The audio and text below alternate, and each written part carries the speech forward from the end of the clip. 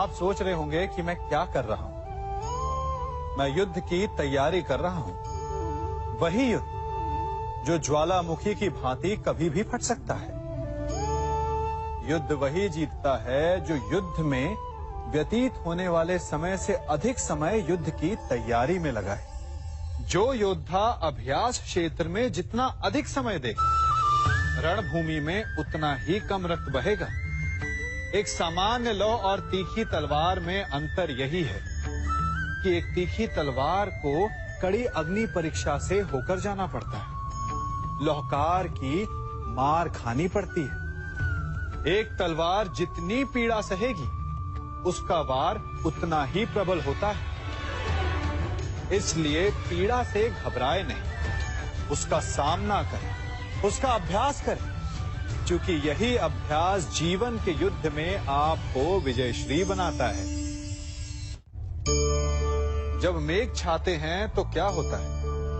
अंधकार छा जाता है। मेघ गरजते हैं, बिजलियां कड़कती हैं, वर्षा होती है। सभी पशु अपने आश्रय स्थल पर जाकर छिप जाते हैं। मनुष्य अपने घरों की ओर दौड़ते हैं और सभी पक्षी अपने घोंसलों में जाकर छिप जाते हैं। परंतु एक जीव है जो गरजते मेघों को, कड़कती बिजलियों को, भारी वर्षा को भी हरा देता है। वो जीव है बाज, क्योंकि वो समस्या की जड़ों से ऊपर उड़ता है। वो गरजते मेघों से, कड़कती बिजलियों से, भारी वर्षा से, इन सब से ऊपर। यही अंतर है हारने वालों में और जीतने वालों में। ये युद्ध हार और जीत का नहीं, समस्या और सोच का है। यदि आप अपनी सोच को छोटी रखेंगे तो समस्या बड़ी हो जाएगी, और यदि आप अपनी सोच को बड़ी रखेंगे तो समस्या छोटी हो जाएगी। दो मनुष्यों के मध्य होता है, परंतु विजय सदैव एक ही मनुष्य को मिलती है। जबकि समान रूप से दोनों शक्तिशाली होते हैं, समान ज्ञान प्राप्त करते हैं। कारण, दो प्रकार के लोहे होते हैं, एक ठंडा, एक गर्म। कभी सोचा है, लौहकार लोहे को लोहे से ही काटता है, परंतु सदैव ठंडा लोहा ही गर्म लोहे को काट पाता है। और यही नीति मनुष्यों पर भी लागू होती है। जब युद्ध होता है तो जिसके मन में ईर्ष्या होती है, जलन होती है, आक्रोश होता है, वो गर्म लोहे के समान। और जिसका मन शांत होता है, जिसका मन संयम से बंधा होता है, वो ठंडे लोहे के समान है। और वही ईर्ष्या और द्वेष नामक गर्म लोहे को काट सकता है।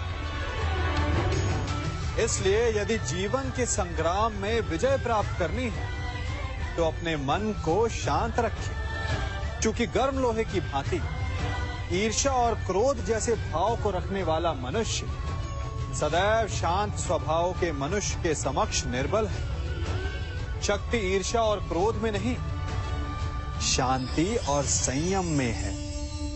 सभी बड़े सदा यही कहते आए कि यदि आगे बढ़ना है तो अपनों का साथ दो। सत्य कहते हैं, अपनों का साथ देना ही चाहिए, परंतु साथ देने से पूर्व ये अवश्य पहचान लेना चाहिए कि अपने हैं कौन। क्या अपने वही होते हैं जिनके साथ हमारा रक्त संबंध होता है, या अपने मित्र? अपने वो होते हैं जो हमें सद्कार्य के लिए प्रेरित करें, हमें आगे बढ़ाएं, हमारा साथ दें। और वो जिनका साथ देने से समाज का नाश, धर्म की हानि हो, वो सगे हो करके भी सगे नहीं होते। इसलिए जब अपनों की परिभाषा का चुनाव करें तो उन्हें अपना माने जो आपका साथ दे, उन्हें नहीं जो हमें अज्ञान के मार्ग पर ले जाएं। सीमा एक रेखा ही नहीं, एक परिभाषा भी है।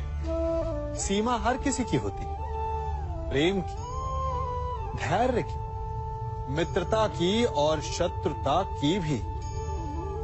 और जो सदैव सीमा में बंधे रहते हैं वो सामान्य मनुष्य बनकर रह जाते हैं, परंतु जो समय आने पर सीमा तोड़ देते हैं वही भविष्य बनाते हैं, क्योंकि सीमा केवल आपको मर्यादा में नहीं रखती, आपको बांधती भी है। अब ये आप पर, मुझ पर, हम सब पर निर्भर करता है कि ये जाने कौन सी सीमाएं हमें बांधती हैं और कौन सी सीमाएं शक्ति के नए मार्ग समक्ष लाती हैं। इसलिए सीमाएं तो जो कर सकते हो उससे अधिक करने का प्रयत्न करो, तभी नई सीमाएं बना पाओगे। भाग्य क्या है? जो आपने किया उसे भोगना भाग्य है, या जो आपके पूर्वजों ने किया उसका फल भाग्य है? नहीं, भाग्य वही है जो आपने किया, क्योंकि हर मनुष्य को अपने कर्मों के फल भुगतने होते हैं। इसलिए यदि जीवन में कुछ भी करें तो उस पर अपनी दृष्टि अवश्य रखें, क्योंकि आपके एक कर्म का फल आपका भविष्य बदल सकता है।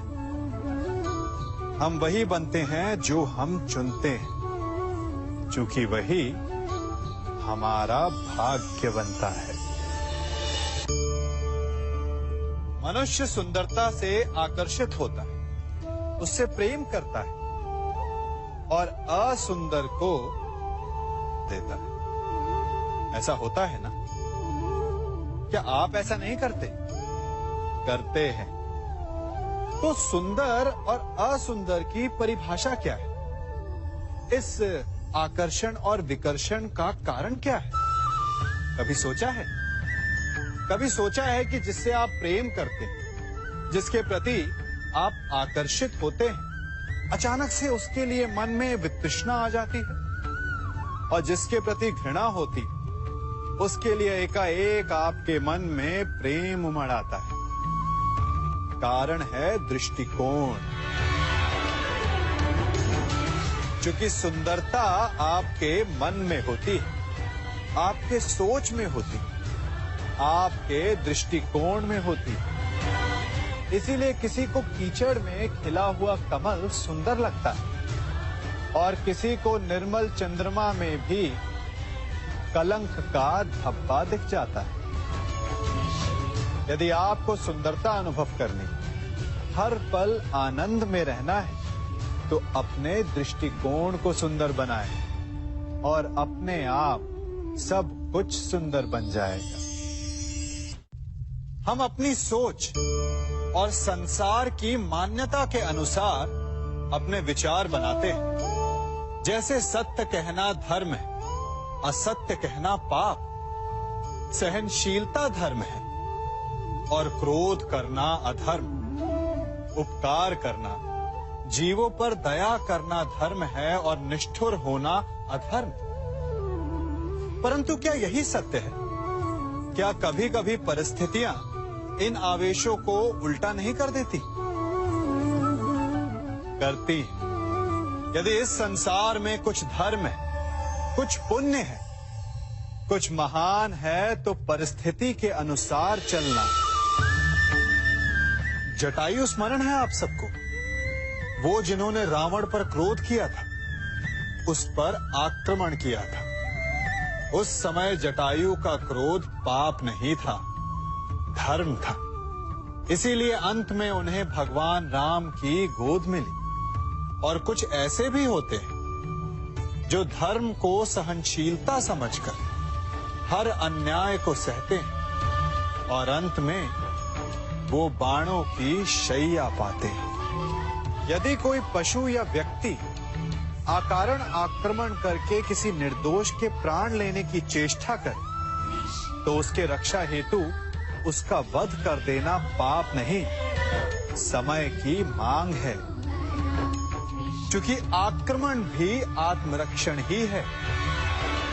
यदि किसी दुष्ट की सहायता करने से सामान्य मनुष्य को कष्ट पहुंचे, पीड़ा पहुंचे, तो उसे सहायता ना देना